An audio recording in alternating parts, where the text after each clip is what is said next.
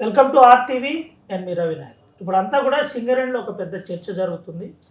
కోల్పై Naini black coal block నుంచి మొదలుకొని ప్రస్తుతం సింగరేణి ఓసీపీల వరకు శ్రీరాంపూర్ వరకు ఏం జరుగుతుంది, ఎటువంటి పరిస్థితి తెలుసుకుందాం.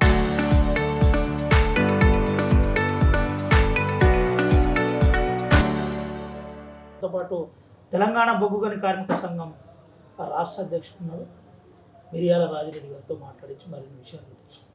సార్ ఎట్లున్నారు సార్? ఫైన్. ఎట్లుంది సార్ కార్మికుల పరిస్థితి ఏంటి, ఏం జరుగుతుంది సార్? కార్మికుల పరిస్థితి అయితే ఆగమ్య గోచరంగా ఉన్నది. పట్టించుకునేటువంటి నాతుడు లేడు, చెప్తే వినేవాడు లేడు, అర్థం చేసుకునేటువంటి వాడు లేడు, సమస్య మీద అవగాహన లేదు.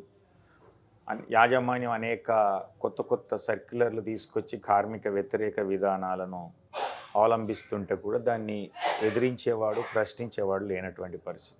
ఈరోజు గుర్తింపు సంఘంగా ఏఐటీసీ అయితేంది, ప్రాతినిధ్య సంఘంగా ఐఎన్టీసీ అయితేంది.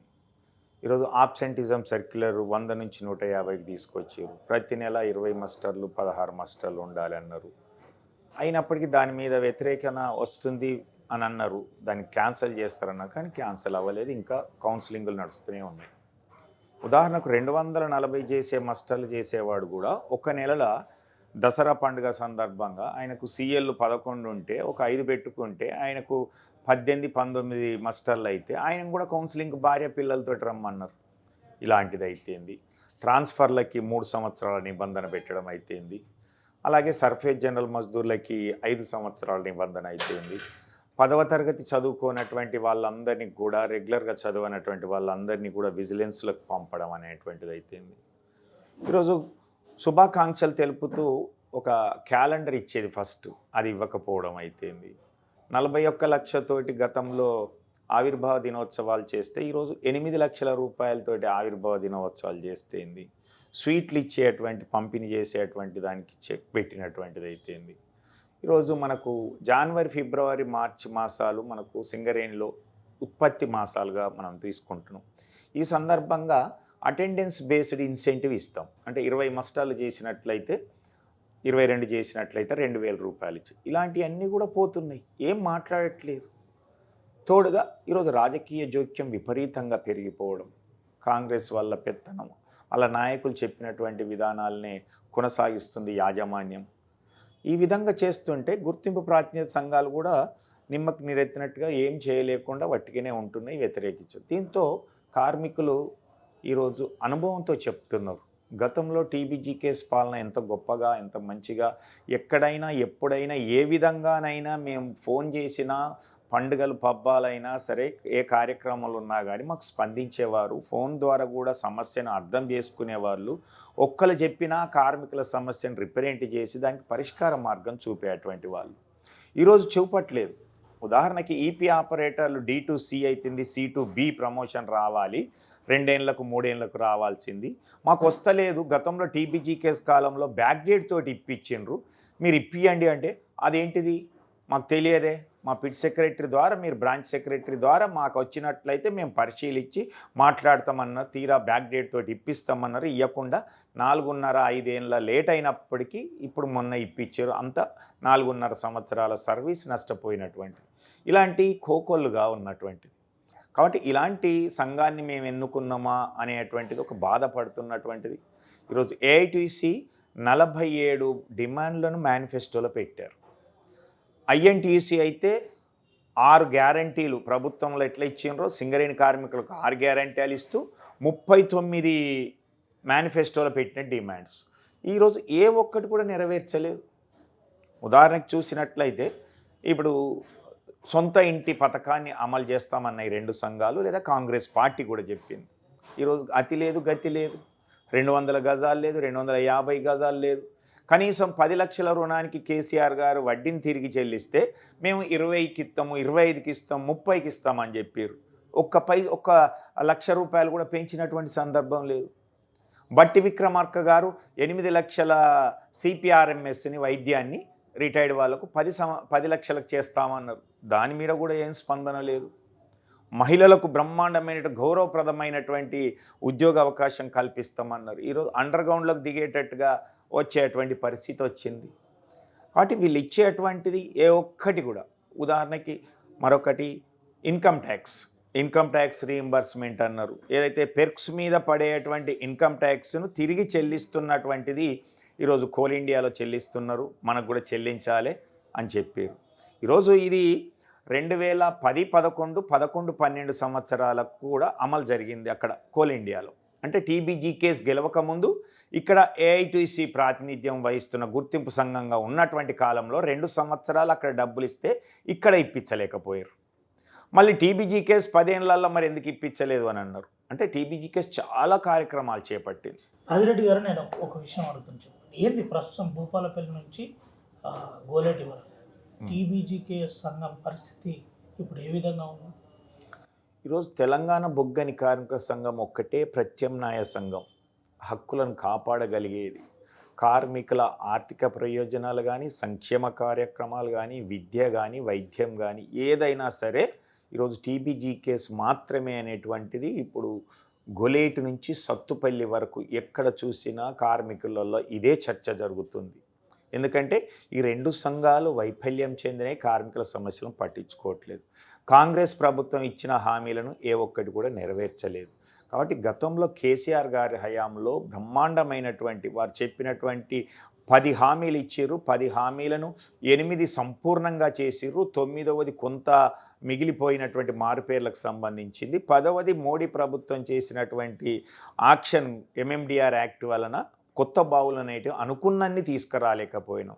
కాకపోతే ప్రతి ఒక్కటి చెప్పనటువంటి హామీలు కూడా ఎన్నో నెరవేర్చింది. అట్లాగే తెలంగాణ బొగ్గని కార్మిక సంఘం కూడా అనేక ఒప్పందాలు చేసుకొని ఈరోజు చారిత్రాత్మక ఒప్పందాలు, భారతదేశంలో ఉన్నటువంటి బొగ్గు పరిశ్రమకే ఆదర్శంగా నిలిచేటువంటి ఒప్పందాలు టీబీజీ కేసు స్వతంత్రంగా చేసుకున్నటువంటిది. ఉదాహరణకు చూసినట్లయితే మ్యాచింగ్ గ్రాంట్, ఈరోజు 10 లక్షల రూపాయలు కార్మికులు ఇస్తే 10 లక్షల యాజమాన్యం ఇచ్చి గని ప్రమాదంలో చనిపోయిన కార్మిక కుటుంబానికి 20 లక్షలు ఇచ్చి అండగా నిలిచి ఆర్థికంగా మనం ఉపయోగపడే విధంగా చేసినటువంటి సంఘం భారతదేశ చరిత్రలో బొగ్గు పరిశ్రమలో ఎక్కడా లేదు. ఒక్క సింగరేణిలో టీబీజీ కేసు మాత్రమే చేసింది.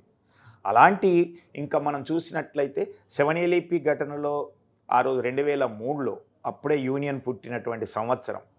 ఆ సంవత్సరంలోనే ఆ రోజు ముందుండి పోరాడితే మమ్మల్ని జైళ్ళకు పంపినటువంటిది ఈశ్వర్ గారితో పాటుగా నన్ను అయితే ఇతరత్రను. ఆ రోజు చేసినటువంటి పోరాటం ఉధృతమైన వల్లనే ఈరోజు చంద్రబాబు నాయుడు కాన్వాయ్ మీద రాళ్ళు విసిరితే తప్పని పరిస్థితుల్లో 6 లక్షల ఎక్స్గ్రేషియాను ప్రకటించినటువంటిది. అది కాస్త 88 వర్తించింది. 8 ఇంక్లైన్లో ఒకరు చనిపోతే వర్తించింది. VK7లో 4 చనిపోతే వర్తించింది. ఆ తర్వాత JBCCI సంఘాలు ఒక్క సింగరేణిలోనే ఇది ఉంటే బాగలేదు, మాకు అన్ని ప్రశ్నిస్తున్నారని కోల్ ఇండియా కార్మికులకు కూడా ఇది వర్తించేటట్టుగా ఈరోజు 5 లక్షలకు తగ్గించారు.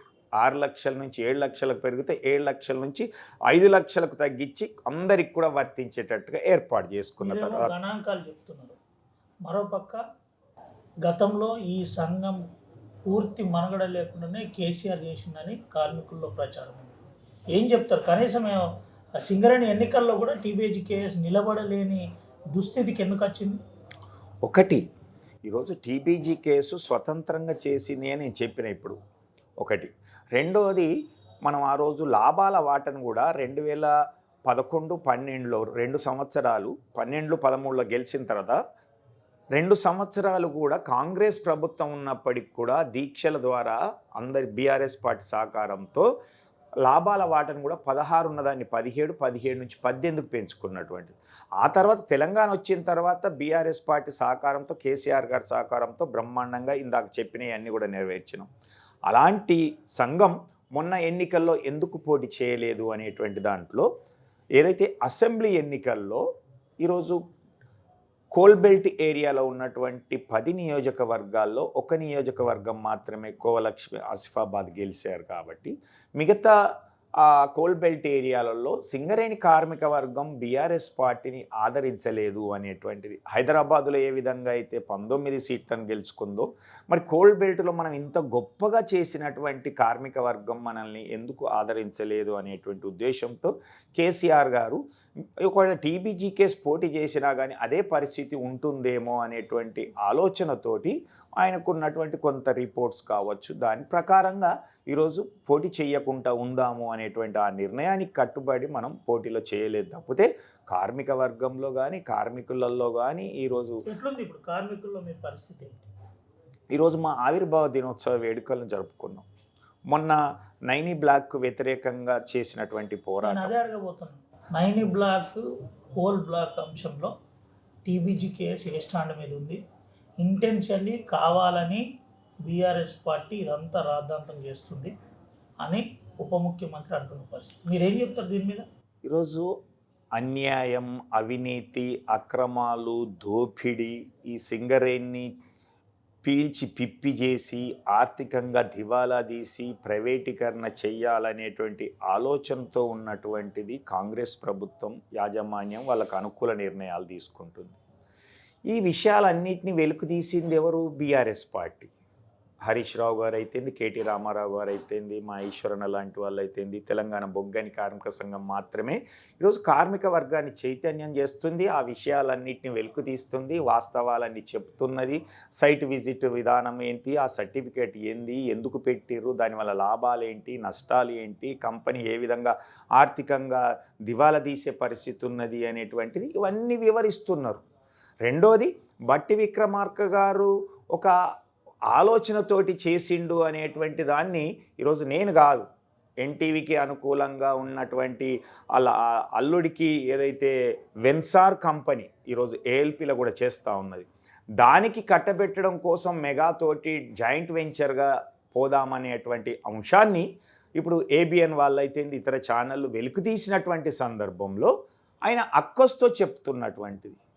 కాబట్టి దాన్ని ఈరోజు బట్టి విక్రమార్క గారి మీదనే కదా ఈరోజు ఇంధన శాఖ మాత్యులుగా ఉంటూ సింగరేణి పైన అజమాయిష్ చేస్తూ ఆయన కబంధ హస్తాల్లో చిక్కుకొని పోయినటువంటి పరిస్థితి అయింది. డైరెక్టర్లు అయితే జనరల్ మేనేజర్ల రిక్రూట్మెంట్ నుంచి 3 కోట్లకు పైగా బిల్లులు చెల్లించే అటువంటి విషయాలపైన కూడా వారి జోక్యం ఉన్నదనేటువంటిది ఈరోజు చర్చించి ఈరోజు సింగరేణి ఓబీ కాంట్రాక్టర్లకు డీజిల్కు కూడా డబ్బులు చెల్లించలేనటువంటి పరిస్థితులకి మొన్న ఒకానొక సందర్భంగా సింగరేణి అకౌంట్లో 9 లక్షల రూపాయలు మాత్రమే ఉండేటట్టుగా ఏర్పడినటువంటిది అయితేంది, బకాయిలను వసూలు చేసుకోలేకపోవడం అయితేంది, ఆ 51 వేల కోట్ల బకాయిల మీద వచ్చేటువంటి సంవత్సరానికి 4,000 కోట్ల వడ్డీని కూడా నష్టపోతున్నామని, నూతనంగా మనం కొత్తగా అభివృద్ధి చేసుకోవడానికి అయితేంది, సోలార్ అయితేంది, థర్మల్ అయితేంది, ఈరోజు అనేక గ్లోబల్ సింగరేణిగా చేస్తా అన్నటువంటిది అయితేంది, కర్ణాటకలో బంగారు గనుల కోసం అన్వేషణ చేస్తా అన్నటువంటిది అయితేంది, ఇక్కడ పంపుడ్ స్టోరేజ్ చేస్తామన్నటువంటిది అయితేంది, ఇలా కార్మికులకు కావాల్సిన సంక్షేమ పథకాలకు అయితేంది, వైద్యానికైతే డబ్బులు చెల్లించలేనటువంటి పరిస్థితి వచ్చింది. కాబట్టి ఆ విధంగా చేసింది కాబట్టి కాంగ్రెస్ ప్రభుత్వం అయితే ముఖ్యంగా బట్టి విక్రమార్క గారు చేసిరు కాబట్టి ఖచ్చితంగా ఆయనకు ఒక అక్కసు ఉంటుంది. బీఆర్ఎస్ పార్టీ టీబీజీ కేసు మాత్రమే దీనికి ఇబ్బంది కలిగిస్తున్నది అనేటువంటిది. 10 సంవత్సరాల నుంచి నిశ్శబ్దంగా ఉన్న టీబీజీ కేసు ఇప్పుడు వెంటనే సింగరేణి మొత్తం అన్ని అక్రాంతం అవుతుంది. సింగరేణి నిధులు నిర్వీర్యం అయిపోయినాయి. సింగరేణి ఇన్ని 100 కోట్ల అప్పుల్లో మునిగి ఉంది. వెంటనే ప్రభుత్వానికి చెల్లించాలి ఈ మాటలు చెప్తున్నారు. 10 సంవత్సరాల కాలంలో కేసీఆర్ గవర్నమెంట్ కూడా 100 కోట్ల రూపాయలు సింగరేణికి చెల్లించాల్సి వచ్చింది. అప్పుడు ఎందుకు మాట్లాడలేకపోయింది టీబీజీ కేసు? ఈరోజు 2023 వరకు గుర్తింపు సంఘంగా టీబీజీ కేసు ఉన్నది. ఈ 2 సంవత్సరాల కాలం నుంచే కాంగ్రెస్ వచ్చింది. మీరు అన్నట్టుగా 10 సంవత్సరాల కాలంలో కూడా సింగరేణి ఏమైంది? ప్రతిపక్షాలు లేక ఆ రోజు ఉన్నటువంటి వాళ్ళు చేస్తున్నటువంటి ఆరోపణలు కానీ లేదా గుర్తింపు సంఘాలు కానీ చెప్తున్నటువంటి కేసీఆర్ గారి హయాంలోనే సింగరేణి ఇబ్బందులకు వచ్చింది, అప్పుల పాలైంది అని. దీని మీద చాలా క్లారిటీగా మీ ఆర్టీవీ ద్వారా చెప్పదలుచుకున్నది. దమ్ముంటే ధైర్యం ఉంటే ఎక్కడైనా చర్చకు సిద్ధంగా ఉన్నది అని చెప్తాను. కేసీఆర్ గారి 10 ఏళ్ల హయాంలో బొగ్గు ఒక్కటే అమ్మేటువంటి సింగరేణి సంస్థ ఎస్టీపీపీలో 1200 మెగావాట్లు ఉత్పత్తి చేసి కరెంటును కూడా ఈరోజు ఇది గవర్నమెంట్కి డిస్కమ్ల ద్వారా ట్రాన్స్కోకి ఇచ్చేసి తద్వారా మనకు వచ్చేటువంటి డబ్బులు. అంటే ఒక్క కస్టమర్ పోయి అంటే ఒక్క కమోడిటీని మనం ఏదైతే బిజినెస్ చేసుకున్నాం బొగ్గునే ఈరోజు విద్యుత్తును కూడా చేసుకోవడం వల్ల రెండు కలిస్తే 10 సంవత్సరాల కాలంలో సింగరేణికి రావాల్సినటువంటి బకాయిలు 19-20 వేల కోట్ల రూపాయలు మాత్రమే. అలాంటిది ఈరోజు 51,000 కోట్లకు పైగా, అంటే 2 సంవత్సరాల కాంగ్రెస్ పాలనలో 31,000 కోట్ల రూపాయలు అయినాయి. కానీ అది 10 సంవత్సరాల కాలంలోనే 20,000 కోట్లు. అంటే మీరు ఆలోచించుకోండి, ఎవరి హయాములో అప్పులు ఎక్కువ అయినాయి, ఎవరి హయాములో డిస్కో కానీ డిస్కమ్ల నుంచి కానీ ట్రాన్స్కో జెన్కోల నుంచి వసూలు చేయలేకపోయినాము అనేటువంటిది కార్మికులకు కానీ అన్ని సంఘాలకు కూడా అర్థమవుతుంది. కాబట్టి కార్మిక సంఘ నాయకులకు ఒకటే విజ్ఞప్తి చేస్తున్నాం, ఆనాడు గగ్గోలు పెట్టినటువంటి జాతీయ సంఘ నాయకులరా ఈరోజు ఎందుకు నోరు మెదపడం లేదు అనేటువంటిది, ఎందుకు మోగబోయినాయి మీ గొంతుకలు అని అడుగుతూ ఉన్నది. ఈరోజు కార్మిక వర్గం తరఫున టీబీజీకేఎస్ ప్రశ్నిస్తూ ఉన్నది. ఆ రోజు కేసీఆర్ను బదనాం చేసినటువంటి మీరు ఈరోజు కాంగ్రెస్ ప్రభుత్వాన్ని రేవంత్ బట్టి విక్రమార్కల్ని ఎందుకు బదనాం చేయట్లేదు అనేటువంటి, లేదా ఈ కోల్బెల్ట్ ఏరియాలో ఉన్నటువంటి ప్రజాప్రతినిధులు ఎమ్మెల్యేలు విచ్చలవిడిగా స్కాములు చేస్తూ స్కీముల పేరు మీద ప్రతి కార్యక్రమానికి కూడా సింగరేణి నిధులనే ఖర్చు పెడతా ఉంటే ఎందుకు మాట్లాడట్లేదు? ప్రభుత్వ కార్యకలాపాలకు ఓపెనింగ్లకు కూడా సింగరేణి డబ్బులే వాడుతుంటే ఏం చేస్తున్నావు? మెస్సీ కోసం ఫుట్బాల్ 10 నిమిషాల కోసం 10 కోట్లు వెచ్చిస్తే ఏం చేశావు? లేదా 147 కోట్లు బడ్ల కోసం ఇచ్చినటువంటిది అయితేంది, లేదా జాబు మేళాల పేరు మీద సింగరేణి కోల్బెల్ట్ ప్రాంతంలో ఎమ్మెల్యేలు అందరూ నిర్వహించేట అన్నీ కూడా సింగరేణి డబ్బులే చెల్లిస్తూ ఉంటే, మున్సిపాలిటీలు పెట్టేటువంటి వీధి దీపాలకైతేంది, చెట్లు పెట్టడానికైతేంది, సమ్మక్క జాతర అయితేంది, దసరా ఉత్సవాలు అయితేంది, ఇవన్నిటికీ మాత్రం సింగరేణి పైసలు కావాలి. మా యొక్క ఆవిర్భావ దినోత్సవ వేడుకలు ఘనంగా చేసుకోకుండా, క్యాలెండర్ ఇవ్వకుండా, స్వీట్ ఇవ్వకుండా, ఇన్సెంటివ్లు ఇవ్వకుండా చేసేటువంటి పరిస్థితికి వచ్చినటువంటి దానికి కారకులు ఎవ్వరు అనేటువంటిది ప్రశ్నించకపోతే, కార్మిక వర్గాన్ని చైతన్యవంతం చేయకపోతే ఈ సంస్థను ఎట్లా రక్షించుకుందాం, ఎట్లా కాపాడుకుందాం? ఉద్యోగాలు ఆ రోజు కేసీఆర్ గారి హయాంలో 19,000 మందికి వస్తే ఈరోజు 1,900 మందికి కూడా ఇవ్వలేకపోతున్నవే. అదే అడగబోతున్నా, ఏంటి మెడికల్ బోర్డు పరిస్థితి ఏంటి? కార్మికులకు ఈ మధ్య కాలంలో ఎంతమంది మెడికల్ ఫిట్ జరిగింది, ఏంటి అసలు పరిస్థితి? మీరు చూసినట్లయితే మార్చి 21న ఆఖరి మెడికల్ బోర్డు జరిగింది, రెగ్యులర్గా జరిగేది. ఈరోజు జనవరి 27, అంటే 10 నెలలు గడిచిపోతే ఇప్పటి వరకు ఒక్క మెడికల్ బోర్డును కూడా కండక్ట్ చేయలేదు. అంటే దాదాపుగా 1,500, ఒక బోర్డుకు 150 మందిని పిలిచిన 1,500 కార్మికులు ఎప్పుడు నేను అన్ఫిట్ అవుతానా, నేను చేయలేని పరిస్థితుల్లో ఉన్నా, నా కొడుక్కో బిడ్డకో అల్లునికో ఉద్యోగం వస్తుంది, కేసీఆర్ గారు మార్చి 9, 2018న ప్రవేశపెట్టి పెండింగ్లో ఉన్నటువంటి 3,000కు పైగా ఉద్యోగాలతో కొత్తగా కారుణ్య నియామకాల పేరు మీద అందరికి కలిపితే 19,000 మందికి ఉద్యోగాలు ఇచ్చారు. ఈరోజు సగం మంది కార్మికులు కేసీఆర్ గారి వలన వచ్చినటువంటి వాళ్ళే. కానీ కాంగ్రెస్ ప్రభుత్వం వచ్చిన తర్వాత వాళ్ళు ఇచ్చినటువంటి హామీలు నెలకు 2 మెడికల్ బోర్డులు పెట్టిస్తామని చెప్తే ఈరోజు 10 నెలల్లో 20 మెడికల్ బోర్డులు కావాల్సినటువంటిది ఒక్క మెడికల్ బోర్డు పెట్టకపోతే ఎందుకు ప్రశ్నించట్లేదు ఈ సంఘాలు అనేటువంటిది ఈరోజు కార్మికుల యొక్క ఆవేదన ఘోషను అర్థం చేసుకోవాలి కదా. ఎందుకు టీబీజీ కేసు ఆందోళన చేయలేకపోతుంది, ఎందుకు నిరసన వ్యక్తం చేయలేకపోతుంది, ఏంటి అసలు? ఏదైనా భయపడుతుందా ప్రస్తుతపు ఉన్న పాలక వర్గంతో? కార్మిక వర్గానికి తెలుసు ఈరోజు దీనిపైన స్పందించింది, ఆందోళన చేసింది, ఉద్యమించింది, లేదా ధర్నాలు చేసింది అన్నీ కూడా తెలంగాణ బొగ్గని కార్మిక సంఘమే. కొత్తగూడెంలో హెడ్ ఆఫీస్ ముందు చేసినాం, హైదరాబాదులో ఉన్నటువంటి ఆఫీసుని ఇప్పటి వరకు ఎవ్వడు ముట్టడి చేయనటువంటి దాన్ని ముట్టడి చేసినాం. ఎవరైతే బాధితులు ఉన్నారో డ్యూటీ చేయనటువంటి వాళ్ళను కూడా డ్యూటీలు చేయమంటున్నటువంటి వాళ్ళని తీసుకొని పోయి మా హరీష్ రావు అయితేంది, ఈశ్వర్ గారు అయితే వెళ్ళినటువంటిది అయితేంది, గోదావరికంలో మెడికల్ బోర్డులో అన్యాయం జరిగినటువంటి వాళ్లకు రీమెడికల్ చేయాలి అనేటువంటి దాని మీద ఇక్కడ గోదావరికంలో చేసినటువంటి దీక్ష అయితేంది, ఈరోజు లాభాల వాట కోసం అయితే ప్రతి విషయం విషయంలో స్పందిస్తుంది ఒక్క తెలంగాణ బొగ్గని కార్మిక సంఘం మాత్రమే అనేటువంటిది కార్మిక వర్గం ఈరోజు అర్థం నైని చేసుకున్నది. బ్లాక్ రూపకల్పన అంతా కూడా వేలానికి సంబంధించిన రూపకల్పన డబ్ల్యూసీఎల్ఏ చేసింది. అది ఒక ఎక్స్పర్ట్ కంపెనీలు తయారు చేసి మాకు గెజిట్ పంపడం వల్ల మేము ఆ సైట్ విజిట్ సిస్టమ్ ద్వారా ముందుకు పోతున్నాం అని ఉప ముఖ్యమంత్రి నిన్న చెప్పిన పరిస్థితి.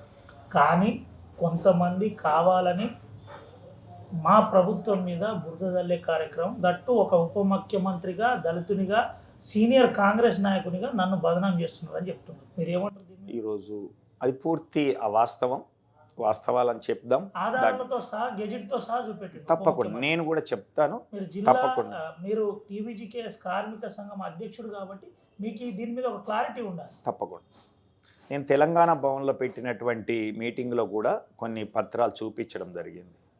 ఈరోజు ఈ సైట్ విజిట్ విధానం ఈరోజు బట్టి విక్రమార్క గారు చెప్తున్నదైతే ఏంది, దీనికి అనుకూలంగా మాట్లాడినటువంటి బొగ్గు మంత్రిత్వ శాఖ కిషన్ రెడ్డి గారు అయితేంది, లేదా ఇక్కడ ఉన్నటువంటి ఉన్నతాధికారులు డైరెక్టర్స్ సిఎండ్ఎండి లాంటి వాళ్ళు అయితేంది, వీళ్ళంతా కూడా కలిసి ఒకే విధానంలో ఒకరికొకరు సహకరించుకుంటున్నటువంటిది మనకు కనిపిస్తుంది చాలా స్పష్టంగా.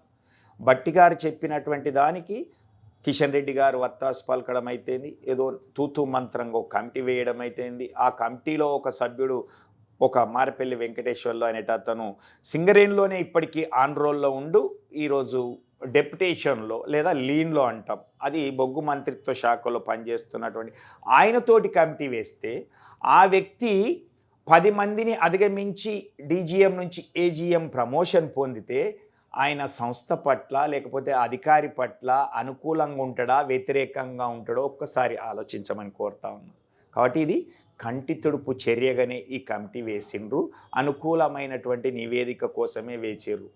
దీనికి తోడుగా మొన్న కిషన్ రెడ్డి గారు కొత్తగూడెంలో మాట్లాడుతూ అనేక విషయాలను చెప్తూ, లేదా బట్టి గారు చెప్తూ, సిఎంపీడిఐ అనేటువంటిది కోల్ ఇండియాలో ఒక సబ్సిడరీ, ఏదైతే డబ్ల్యూసిఎల్, ఎస్ఈసిఎల్ ఇలాంటి 8 కంపెనీలు ఉన్నాయో అలాంటిదే సిఎంపీడిఐ కూడా ఒక కంపెనీ.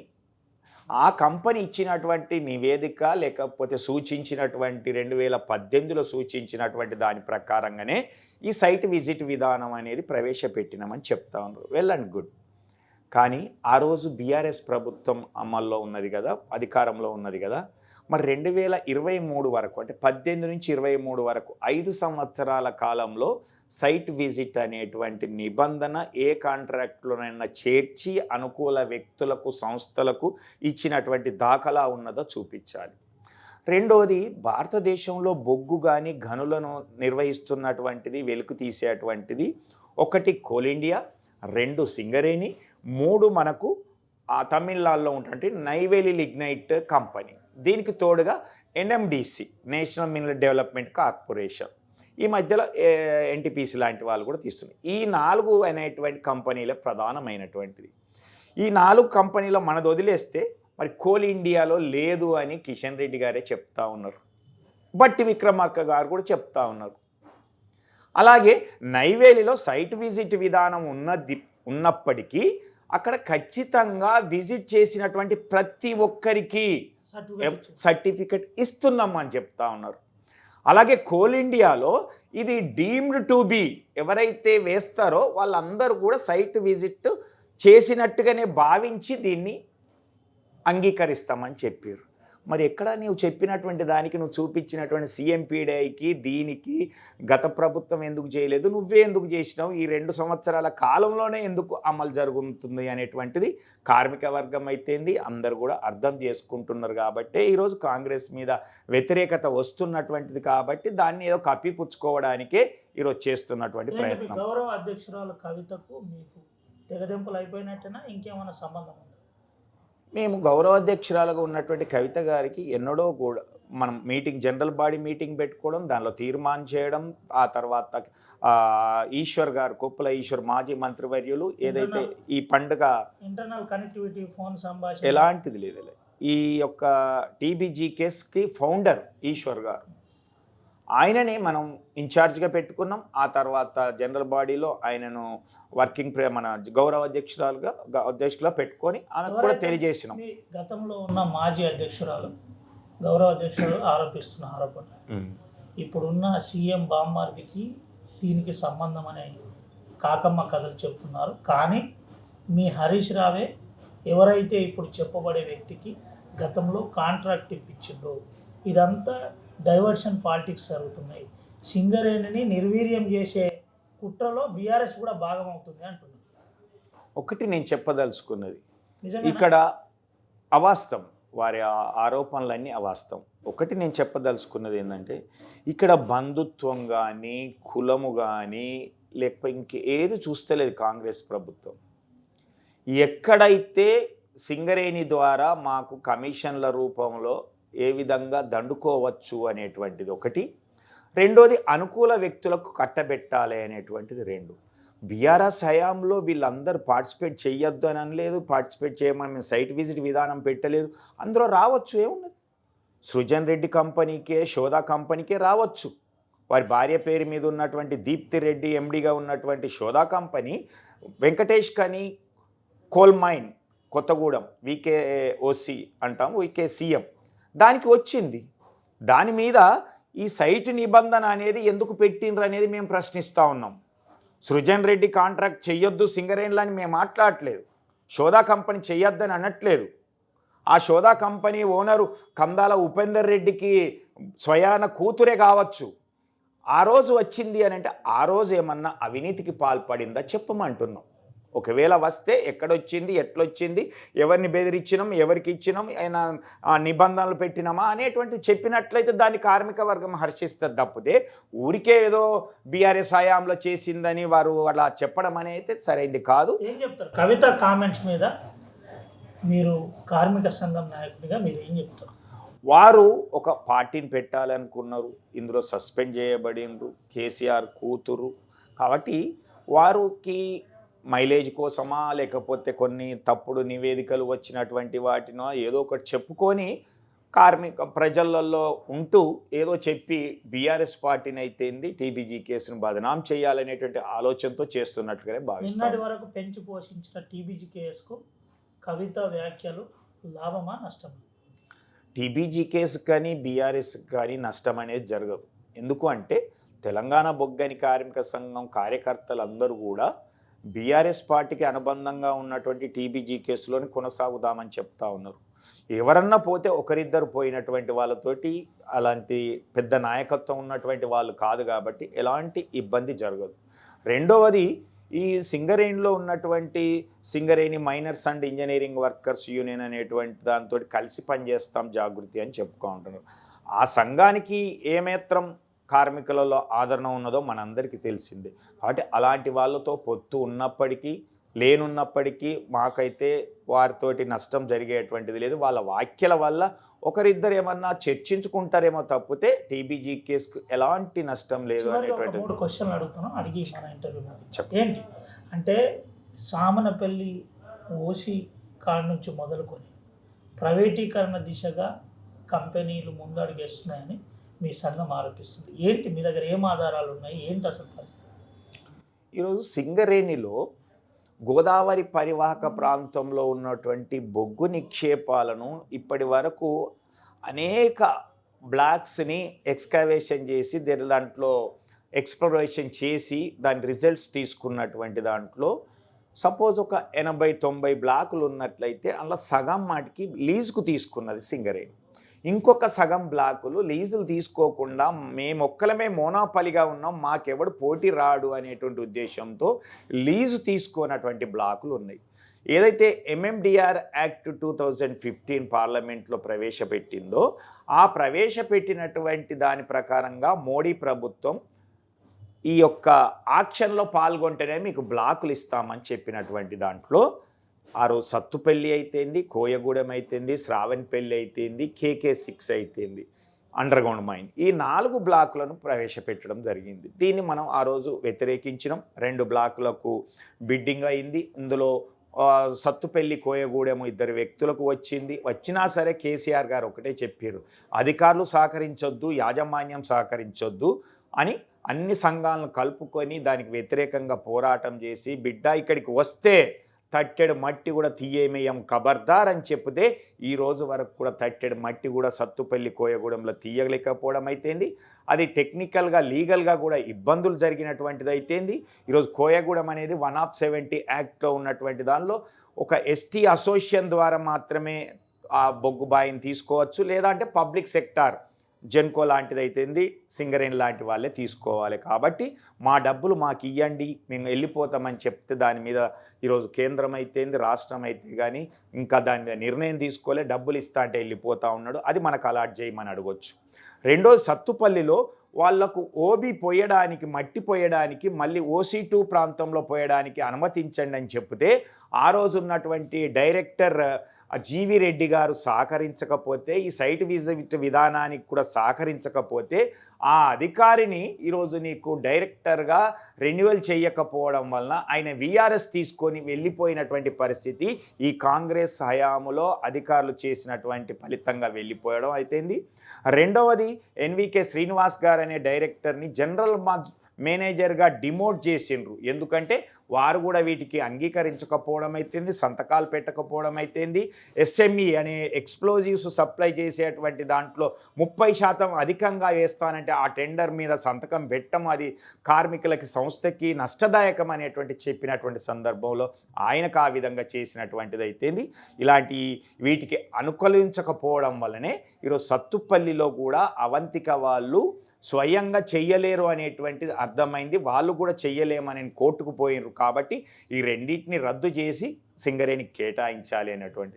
సత్తుపల్లి మన KK6 శ్రావణపల్లికి అయితే అసలు ఎవ్వరు కూడా టెండర్ వేయలేదు, బిడ్డింగ్కే రాలేదు. కాబట్టి వాటిని కూడా, ఇలాంటి వాటిని కూడా ఈరోజు కేంద్ర ప్రభుత్వం, కిషన్ రెడ్డి గారు మరి బొగ్గు మంత్రిత్వ శాఖ ఈ ప్రాంతానికి తెలంగాణ బిడ్డ అయినటువంటి మరి మీరైనా కానీ ఎందుకు కేటాయించలేకపోతున్నారు? వేరే రాష్ట్రాలలో కొన్ని గనులను ఆయా రాష్ట్రాలకు వితౌట్ ఆక్షన్గా ఇచ్చినటువంటి వాటిని మరి సింగరేణి మీద నీకు ఎందుకు ఈ సవతి తల్లి ప్రేమ అని చెప్తా ఉన్నాం. అంత క్లియర్గా ఉన్నటువంటి కోర్టు కేసులలో ఉన్నటువంటివి ఇవ్వవు, ఇది కొత్తగా ఎవరు రానటువంటి వాటిని కూడా ఇవ్వకపోయినట్లయితే మరి సింగరేణి ఎట్లా అనేది ఉనికినే కోల్పోయే, మనుగడనే కోల్పోయేటువంటి ప్రమాదం ఉన్నది. కాబట్టి కేంద్రం అయితేంది, రాష్ట్రం అయితేంది దీనిపైన ఆలోచించి నిర్ణయం తీసుకోవాలి. రాజిరెడ్డి గారు ఒక విషయం చెప్పండి. తెలంగాణ యాజిటేషన్లో కేసీఆర్ మేము ఓసీలకు వ్యతిరేకం, అండర్ గ్రౌండ్ మైన్లకే సానుకూలం అని చెప్పిండు. కార్మికులకు ఉత్పత్తి చేయడమే మా లక్ష్యం అని అప్పుడు పాదయాత్రలో చెప్పిండు. అటువంటి అంశం ఈ మధ్యకాలంలో ఏమైనా చర్చ జరిగిందా కేసీఆర్తో? అంటే ఆ రోజే చేయడం జరిగింది. ఉన్నటువంటి పరిస్థితులను అర్థం చేసుకోమని ఈరోజు MMDR యాక్ట్ వచ్చినటువంటి తర్వాత ఎందుకు మైన్స్ అనేటి రాలే. ఇప్పుడు మీరు చూశారు, ఈ 4 బాయిలలో ఒక్కటే అండర్ గ్రౌండ్ మైన్. అంటే ఈరోజు భారతదేశంలో ఉన్నటువంటి బొగ్గు నిక్షేపాలని ఎంత తొందరగా తీసుకుందామా అని మోడీ ప్రభుత్వం ఆలోచిస్తూ ఉన్నది. ఆ రోజు కాంగ్రెస్ ప్రభుత్వం ఏదైతే మసిపూసినటువంటిది మనం చూసాం. ఆ రోజు కేంద్ర మంత్రివర్యులు ఏదైతే దాసరి నారాయణరావు లాంటి వాళ్ళు ఆ రోజు క్యాప్టివ్ మైనింగ్ మాత్రమే ఉండేది. వాళ్ళ అనుకూల వ్యక్తులకు, కంపెనీలకు ఇవ్వడం వలన వాళ్ళ కోట్ల రూపాయల స్కామ్ జరిగింది అనేటువంటిది అందరికీ తెలిసింది. దాని ఫలితంగానే మోడీ వాళ్ళు క్యాప్టివ్ మైనింగ్ అంటే వీళ్ళు కమర్షియల్ మైనింగ్ తీసుకొచ్చారు. MMDR యాక్ట్ ద్వారా దాన్ని ఆక్షన్కు పెట్టారు. అంటే దానివల్ల కమర్షియల్ మైనింగ్ అంటే ఎవరైనా, ఎక్కడైనా, ఎప్పుడైనా, ఎంతకైనా డిమాండ్ సప్లైని బట్టి ఆ కంపెనీలు బొగ్గును అమ్ముకునేటువంటి అవకాశం కల్పించడం వలన ఈ ఇబ్బంది ఏర్పడింది. అందుకే ఆ రోజు కేసీఆర్ గారు చెప్పినటువంటిది ఉద్యోగ వనరులుగా చూడాలి అనేటువంటిది సింగరేణిని. అందుకే 20,000 మంది కార్మికులకు ఉద్యోగం కల్పించారు. కొత్తగా కొన్ని బావులే వచ్చినా, బావులు రాకపోయినా కార్మిక వర్గానికి చెప్పినటువంటి హామీ ప్రకారంగా ఈరోజు ప్రైవేటీకరణను చేయకుండా, ఉవ్వెత్తున లేవకుండా ఈరోజు ఉద్యోగ అవకాశాలు కల్పించి ఏ ఒక్క కార్మికునికి కూడా డిస్మిస్ చేయడం కానీ, VRS చేయడం కానీ, రిట్రెంచ్మెంట్ చేయడం కానీ, తొలగించడం కానీ చేయకపోగా ఈరోజు 20,000 మంది కార్మికులను తీసుకొచ్చారంటే అది ఆయన కమిట్మెంట్. ఓపెన్ కాస్ట్ అనేటువంటిది సరైనది కాదు, అండర్ గ్రౌండ్ వలన ఎక్కువ ఉద్యోగాలు వస్తాయని చెప్పినప్పటికి కూడా, అది MMDR యాక్ట్ వల్ల ఇబ్బంది జరిగినప్పటికి కూడా, కంపెనీకి బొగ్గు బ్లాక్స్ లేకున్నప్పటికి కూడా ఉన్న వాటిలలోనే అడ్జస్ట్ చేస్తూ ఎంత విధ్వంసం తక్కువ జరిగేటట్టుగా ఏర్పాటు చేసుకొని వారు చెప్పినటువంటి పర్యావరణ హితంగా ఉండాలి అనేటువంటి ఎంత గ్రీనరీని ఏర్పాటు చేసిండ్రో, హరితహారం పేరు మీద సింగరేణిలో కూడా కోట్ల మొక్కలను నాటి ఈరోజు ఎంత గొప్పగా సింగరేణి ప్రాంతాన్ని కూడా పచ్చదనంగా చేసిండ్రో, అది వారు ఓపెన్ కాస్టుల విధ్వంసాన్ని అరికట్టేదానికి ఒకవైపుగా తీసుకొస్తూ, రెండోది అండర్ గ్రౌండ్లను అన్నీ తీసుకురాకపోయినా వాళ్ళ ఉద్యోగ అవకాశాలను కూడా తగ్గించొద్దు అనేటువంటి ఉద్దేశంతో మహిళలకు కూడా ఉద్యోగ అవకాశాలు భారతదేశంలో కల్పించినటువంటి మొట్టమొదటి ముఖ్యమంత్రి. కాబట్టి ఆ రోజు చెప్పినటువంటి దాంట్లో 100% మనం చేయలేకపోవచ్చు, కానీ మోటో ఏంది, ఉద్దేశం ఏంది అనేటువంటి దాన్ని మాత్రం, ఆ లక్ష్యాన్ని మాత్రం ఛేదించడం కలిగింది, దాన్ని అమలు చేయడం జరిగింది అని చెప్పదలుచుకున్నాం. విదేశీ కంపెనీలు వచ్చి టెండర్ల పేరుతో 100 కోట్ల రూపాయలు ఎక్స్టెన్షన్ చేస్తూ కంపెనీ వనరులను దోచుకుంటున్నారని ఒక ప్రచారం జరుగుతుంది. For example ALP RG3 mine ఇలాంటి జరుగుతున్నాయని, కానీ లాంగ్ స్టాండింగ్ ఉద్యోగులు ఇంకా ఓసీల్లో అండర్ గ్రౌండ్ మైన్లో పనిచేస్తున్నప్పటికీ ఎందుకు కార్మిక సంఘాలు దీని మీద ప్రశ్నించట్లేదు, ఆందోళన చేయట్లేదు అంటే మీరు ఏమంటారు? ఒకటి, తెలంగాణ బొగ్గని కార్మిక సంఘం ఇలాంటి 10-15 సంవత్సరాలు అండర్ గ్రౌండ్లో మగ్గుతున్నటువంటి కార్మికులకు సర్ఫేస్లో తెప్పించడంలో విఫలమవుతున్నది అనేది స్పష్టంగా ఈ మధ్య కాలంలో. గతంలో TBGKS హయాంలో అందరికి కూడా అవకాశాలు ఇచ్చినాం.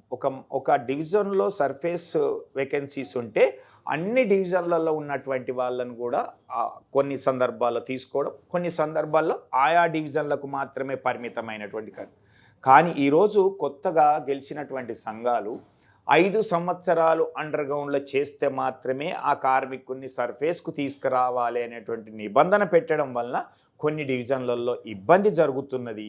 అలాగే మీరు చెప్పినటువంటి మల్టీనేషనల్ కంపెనీస్ ఏదైతే జిమ్కో కానీ, JMS లాంటి ఈరోజు ALPలో కానీ లేదంటే శాంతికన్లో కానీ పనిచేస్తున్నటువంటి కంపెనీలు వాళ్ళ పర్ఫార్మెన్స్ లేక సరైనటువంటి టార్గెట్స్ రీచ్ కానటువంటి పరిస్థితుల్లో ఈరోజు వాళ్ళు రావడం వలన కూడా కొంత ఇబ్బంది జరుగుతున్నటువంటిది. అలాంటిదే ఈరోజు వెన్సార్ కంపెనీ కూడా ALPలో జిమ్కో వాడు వెళ్ళిపోతే వెన్సార్ వాడు వచ్చిండు. అది కూడా ప్రాక్టికల్గా కొద్ది ఎక్స్పీరియన్స్ కోసమే వచ్చినట్టుగా చూస్తూ ఉన్నారు. ఇలాంటి కంపెనీలకు సహకరిస్తున్నది సింగరేణి యాజమాన్యం. ఒక్కొక్క మేనేజర్ 10 సంవత్సరాలు, 12 సంవత్సరాలు, 15 సంవత్సరాలు ఒకే మైన్ మీద పనిచేస్తున్నారు.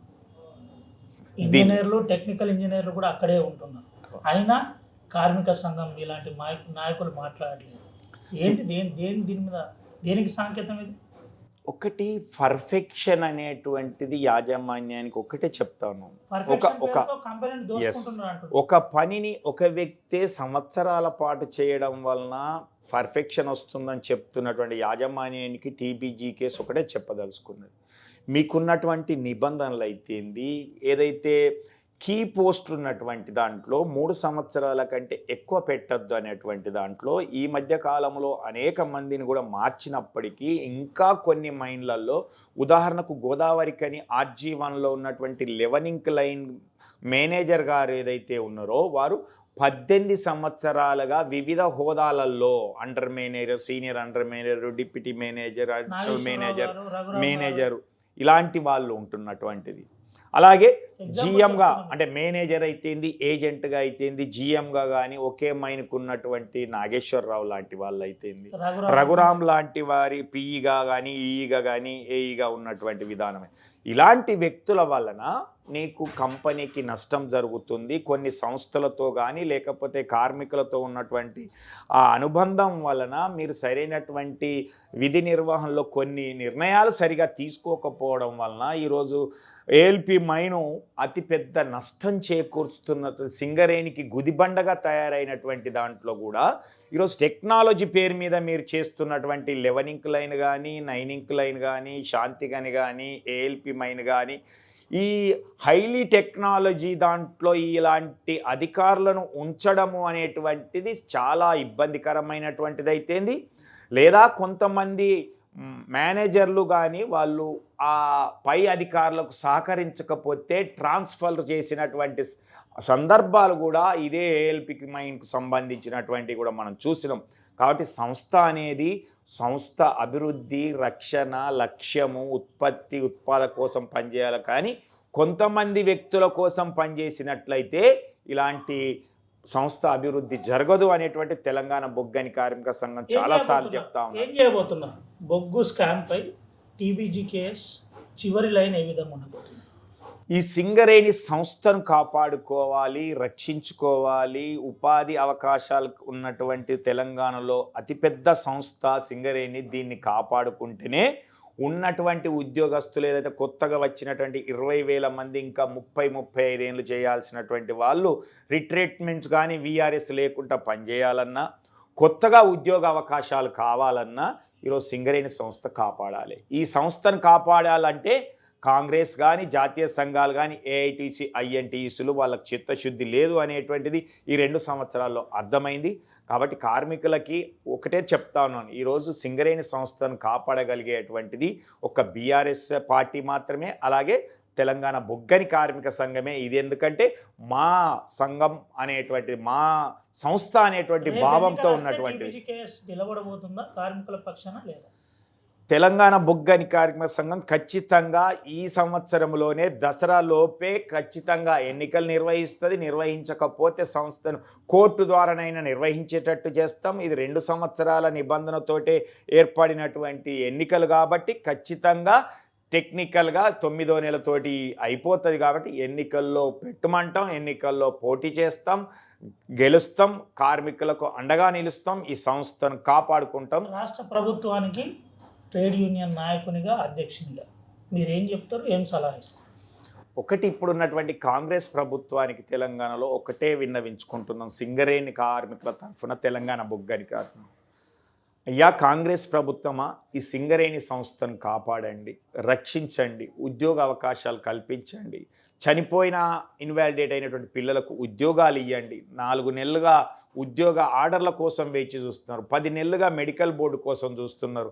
ఆర్థిక దుబారా అనేటువంటిది విపరీతంగా జరుగుతున్నది. కాబట్టి ఈ యొక్క ఆర్థిక దుబారాను అరికట్టి మాకు రావాల్సినటువంటి 51,000 కోట్ల రూపాయలను బకాయిలను డిస్కంల ద్వారా ట్రాన్స్కో అయితేంది లేదా జెన్కో ద్వారా మా బకాయిలను ఇప్పించినట్లయితే మా సంస్థ రాబోయే రోజుల్లో గ్లోబల్ సింగరేణిగా వెలగడానికైతేంది, ఇతర సోలార్ ప్లాంట్లు కానీ థర్మల్ పవర్ ప్లాంట్లు కానీ లేదా కోల్ బ్లాక్లను వెలుకు తీసుకునేటువంటి అవకాశం ఉంటుంది. కాబట్టి దానికి రాష్ట్ర ప్రభుత్వం తద్వారా కేంద్ర ప్రభుత్వం కూడా సహకరించమని కార్మికుల తరఫున తెలంగాణ బొగ్గని కార్మిక సంఘం విజ్ఞప్తి చేస్తూ ఉన్నది. రైట్ అన్న, థ్యాంక్ యూ.